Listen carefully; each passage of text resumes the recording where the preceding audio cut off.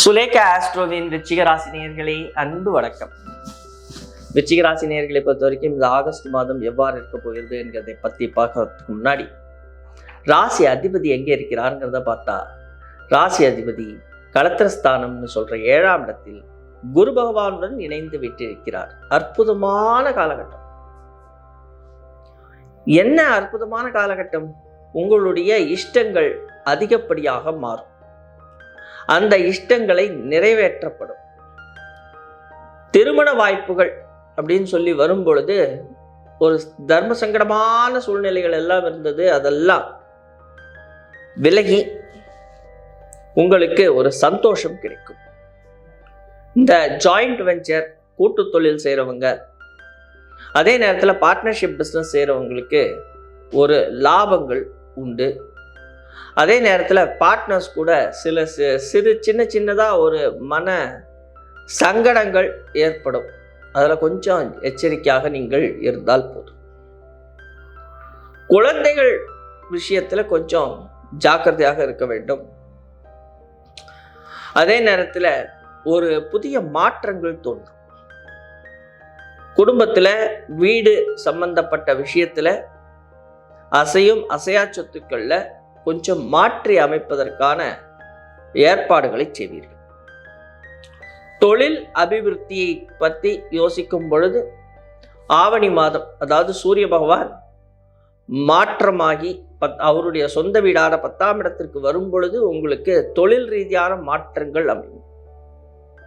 இந்த ஆவணி மாசத்துல புதிய இன்டர்வியூ கால் லெட்டர்ஸ் வரும். வேலை இல்லாதவங்களுக்கு வேலையில கொஞ்சம் அபிவிருத்தி காண்பதற்காக இயங்கிக்கிட்டு இருக்கிறவங்களுக்கு ஒரு நல்ல வாய்ப்புகள் கிடைக்கும். வேலை செய்யக்கூடிய இடத்துல ஒரு கௌரவம் கிடைக்கும், பெயர் புகழ் கிடைக்கும், அந்தஸ்து கிடைக்கும். உங்களுடைய அதாவது வீண் பழி சுமத்தியவர்கள் விலகி செல்லக்கூடிய காலகட்டம். அதே நேரத்துல நீங்க வேண்டாம் அப்படின்னு சொல்லி விலகினவங்க, உங்க நண்பர்களாகட்டும் அல்லது குடும்ப உறுப்பினர்களாகட்டும், அவர்களே மீண்டும் வந்து பேசுவார்கள், இணைவார்கள். ஆசை அபிலாஷைகள் பூர்த்தியாகக்கூடிய காலகட்டம். இருந்தாலும் வீண் வம்பு வழக்குகள் வரும். அதுல கொஞ்சம் எச்சரிக்கையாக இருக்க வேண்டும். இந்த வம்பு வழக்குகள் மூலமாக உங்களுடைய பெயர் கெடும்.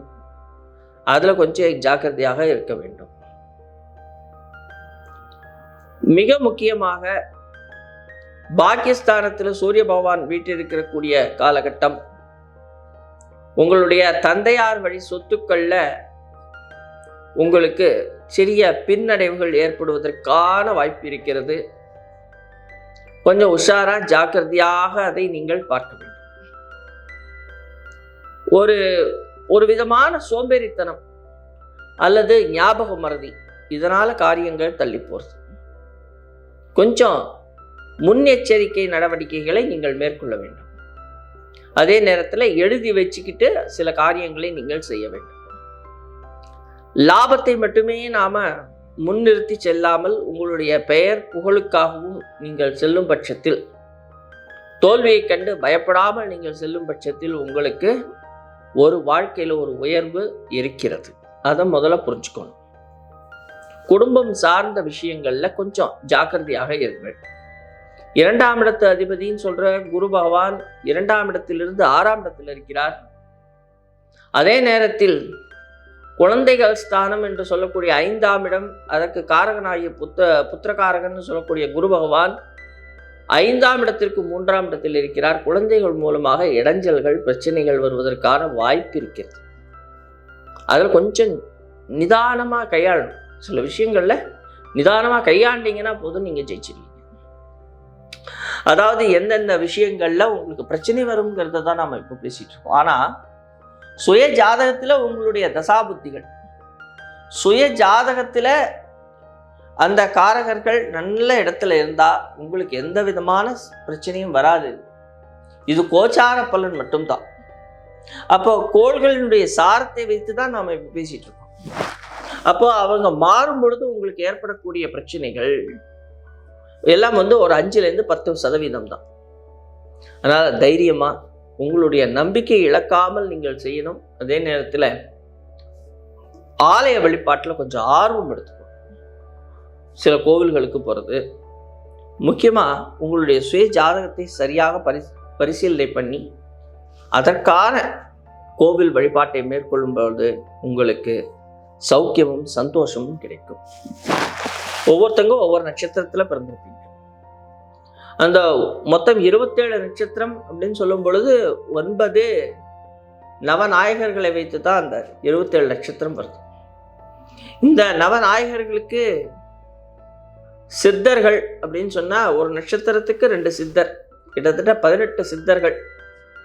அப்போ இந்த 5ஆம் இடம் சொல்கிற இடத்துல நமக்கு இந்த குரு பகவான் அப்படின்னு நம்ம சொல்லும் பொழுது சித்தர் வழிபாடை மேற்கொள்ளுங்கள், குருவினுடைய வழிபாடை மேற்கொள்ளுங்கள்.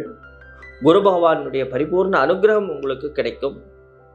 நல்ல ஒரு உங்களுடைய ஆழ் மனதிலேயே நல்ல ஒரு இன்ட்யூஷன் பவர் இருக்கு.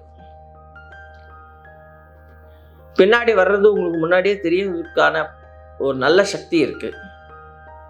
உள் ஆராய்ந்து செல்லக்கூடிய சக்தி இருக்கு. அதை நீங்கள் வளர்த்து கொண்டால் உங்களுக்கு சௌக்கியமும் சந்தோஷமும் கிடைக்கும். மீண்டும் அடுத்த காணொளியில் உங்களை காணும் வரை உங்களிடமிருந்து விடைபெறுவது உங்கள் ஜேம்ஸ் நாத். நன்றி, வணக்கம்.